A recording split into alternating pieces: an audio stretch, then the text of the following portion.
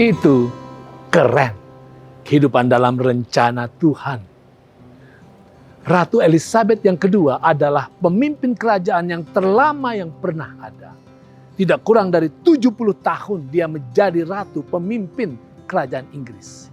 Meninggal dunia pada 8 September 2022 dan dimakamkan 19 September.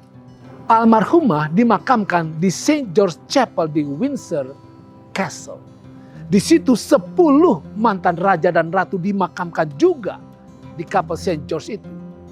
Termasuk Raja Henry yang ke-8, Raja Charles yang pertama, Raja George yang ketiga, dan yang lain-lainnya. St. George Chapel menjadi salah satu tempat yang paling dikunjungi orang. Kalau Anda mau mengunjungi kubur Yesus, salah satu tokoh yang terbesar yang pernah ada, itu menarik. Karena kubur itu kosong. Satu-satunya kubur tokoh besar dunia yang kosong. Kenapa ya? Karena setelah 3 hari mengecap kematian, Yesus bangkit. Begini, pada hari Yesus dimakamkan, para imam kepala dan orang-orang Farisi datang kepada Pilatus memohon agar menghalangi murid-murid untuk mencuri jenazah Yesus. Karena nantinya bisa mengklaim kebangkitan Yesus. Pilatus setuju, katanya, ini penjaga-penjaga bagimu. Pergi dan jagalah kubur itu sebaik-baiknya. Wow, perintah yang serius. Saudara, kerajaan Roma terkenal dengan kekuatan tentaranya. Mereka telah mengalahkan kerajaan-kerajaan besar. Mereka biasa mengepung dan menghancurkan kota-kota bertembok dan berbenteng tinggi. Mereka sudah mengalahkan puluhan, ratusan, bahkan ribuan musuh mereka. Maka untuk menjaga kubur Yesus yang kecil itu bukanlah perkara sulit. Kubur itu ditutup dengan sebuah batu yang beratnya sekitar 2 ton. Plus disegel dengan meterai kerajaan Roma yang penuh wibawa. Kalau saja meterai itu rusak, pintunya terbuka, mereka akan dihukum mati. Dan ini menarik. Penjagaan ketat kubur Yesus oleh karena ketakutan para pemimpin Yahudi itu justru aneh. Kenapa memberi kehormatan yang begitu tinggi kepada jenazah seseorang yang dianggap kriminal?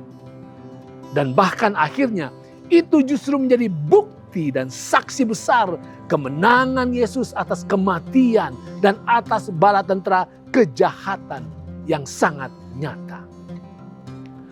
Pada hari Minggu pagi subuh itu, Alkitab ceritakan dalam Matius pasal 28 ayat 2-4. Maka terjadilah gempa yang hebat sebab seorang malaikat Tuhan turun dari langit dan datang ke batu itu dan menggulingkannya lalu duduk di atasnya. Wajahnya bagaikan kilat dan pakaiannya putih bagaikan salju.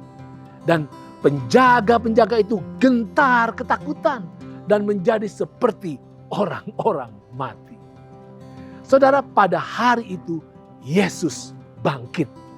Kubur tidak dapat menahan dia. Batu besar tidak dapat menghalangi dia. Meterai Roma pun tidak berwibawa untuk melarang dia. Bahkan para tentara terbaik Roma pun tidak sanggup membelenggu Yesus untuk keluar bebas dari kubur itu. Kalau saja benar bahwa murid-muridlah yang telah mencuri jenazah Yesus, maka para tentara itu pasti dihukum mati karena dianggap lalai.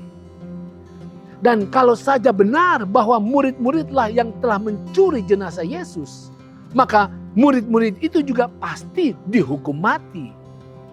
Tetapi kenyataannya para murid itu terus menjadi saksi yang bebas, merdeka, dan penuh semangat ke seluruh dunia untuk menyatakan bahwa Yesus sudah bangkit.